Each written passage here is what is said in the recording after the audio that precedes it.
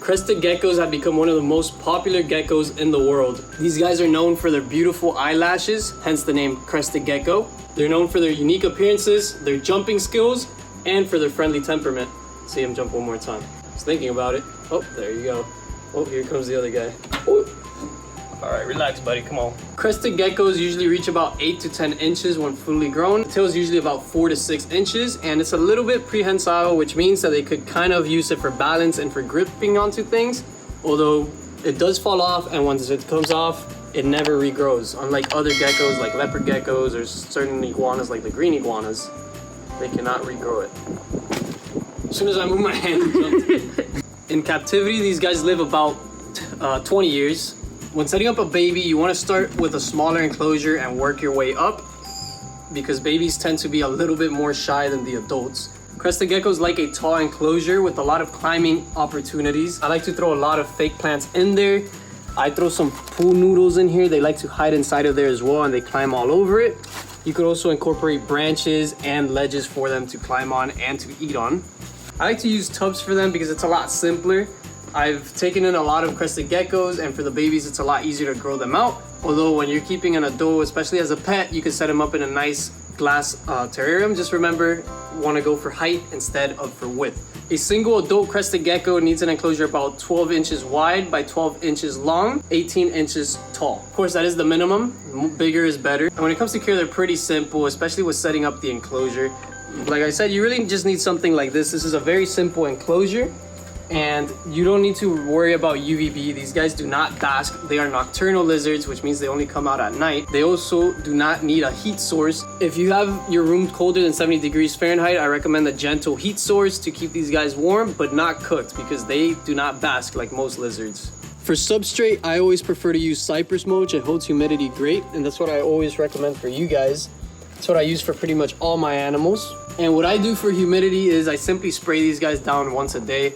Keep this humid. Right now it's a little bit dry since I've been out here with the lids open for a while talking, but what I like to do is just keep it humid around the edges and just make sure it has water droplets. You don't want to overdo it. You don't want these guys getting a respiratory infection, but you want to make sure that they have proper hydration. At least once a day, spray them down and make sure that the humidity doesn't dry up too quickly. That being said, you also don't want to swamp them. So if you see that the moisture is staying inside of the enclosure, don't keep spraying. The way I like to do it is I spray it down once a night. If the next day it's still wet, I leave it. If it's dried up like this, I spray it down again. It's that simple. I don't monitor the humidity too crazy. You don't need to be going crazy over it, but you definitely want it to be more humid than dry. When handling your crested gecko, you always want to make sure that it's calm and not freaking out. The way you know if it's freaking out is if it's trying to run away, if it has its mouth open and it's trying to bite you, and of course if it's trying to jump away. These guys are jumpy by nature, even my friendly ones. So sometimes you need to be careful with that because they might just leap for it out of nowhere. They are very tough, especially when it comes to falling, because I'm sure they're very clumsy even in nature. But that being said, you don't want him to be constantly falling, especially if they have their tails, because it could fall off. This guy already lost his tail before I got him, so we don't need to worry about that. He's a little bit tougher to handle. And you might recognize this guy. His name is Spots. I've done a lot of animal shows with him, so if you've invited me over for your birthday party or you've seen me at your school events, he's the little crested gecko that always goes with me. He's also been in the Aiden Ross video, so this is the same guy. He's super friendly, super used to people. So let's say your crested gecko isn't this friendly. In order to handle them, what you want to do is you just introduce them slowly. The first day you might want to do just a few light touches just like this, and if he's completely freaking out, you let it go, and you just slowly every day or every now and then you go touching him. You could do it a couple times a day just to get him comfortable with your touch. Well, let's actually go inside. I have some crested geckos that are a little bit more freaked out, and I could go and explain it a little bit better with the ones that are more scared, because this guy's just too calm. So now, in order to handle a crested gecko that's a little bit more skittish, this is what I like to do. You simply try and get him in your hands. You see this guy is definitely not as friendly as the other ones. You just do this. Hold him for a little bit so he's comfortable. Maybe try and, hold him very gently. You don't want to grip him by the tail, but maybe just very gently let him go through your hands. Then after a little bit, simply put him back. And you do this, like I said, if you want to do it a few times a day, you could do it. Just don't overdo it. Don't stress him out, because that's going to be worse. Give him time, let him get comfortable with you, and you'll have a friendly gecko before you know it. And over time, you simply just want to increase the handling time more and more.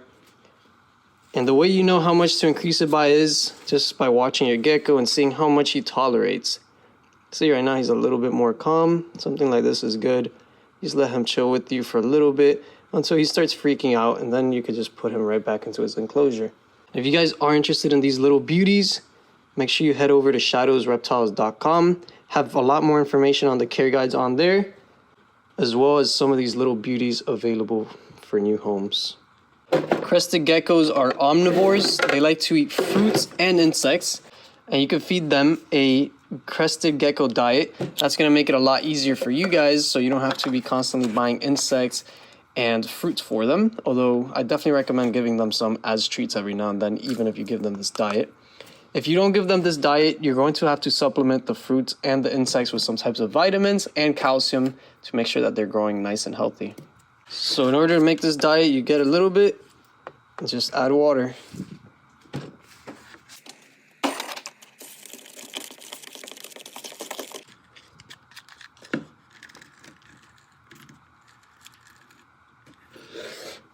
And I like to use these little plastic cups for feeding.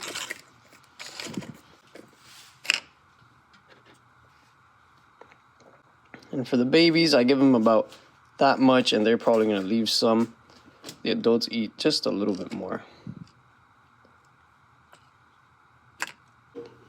Here we got one of the little babies that hatched out a few months ago. Just simply going to put this in here.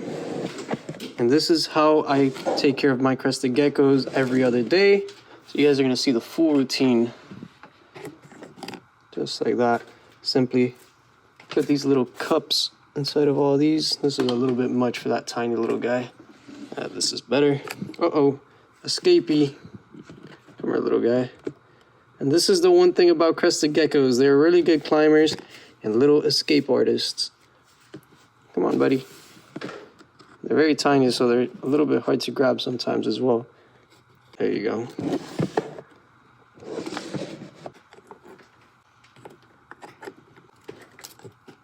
Just like that. And just like the crested geckos, when you're incubating crested gecko eggs, you simply leave it at 75 degrees Fahrenheit and they'll hatch out in a few months. Very simple to take care of and breed these guys. That's why they're such popular lizards. And there's the last one. So as you can see, for these guys, I have some cork bark, some of them have leaves, and then the rest just have fake plants. And after feeding all of them, the next step is to water all of them.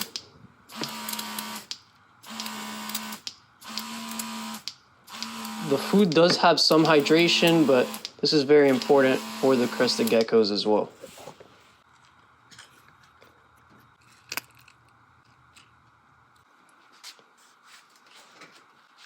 Now for the adults, I keep them in pairs, so you give them a little bit more food, and of course they are bigger as well. Now these aren't crested geckos, these are my gargoyle geckos, which are very similar to the crested geckos, but if you guys want a full video on them, just let me know in the comments.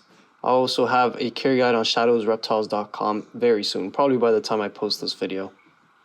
So what I like to do is I simply find the corner, stuff this in there, and these guys have a strong scent, so they're going to be able to find. Then I just coat this whole area around it, just like this. And also, one thing I forgot to mention that's extremely important when setting up these enclosures, they need to have good ventilation. If you're going to set them up in a tub, you need to make sure you have plenty of holes, and you're not just closing it up in a plastic bin. Now here are the lily whites. Let's take this out. Put that right there. And I like to spray down all the sides and then a little bit on the plants and on the lizards. And so you can see these guys start drinking right away. Their skin is also hydrophobic, so they have that super cool effect when they have all the water drops on them. And now last but not least, my Dalmatian crested geckos. These guys are ready for the food. Let's see. What's up, Spots? What are you doing? You're already licking up the box, so I haven't sprayed down the water yet.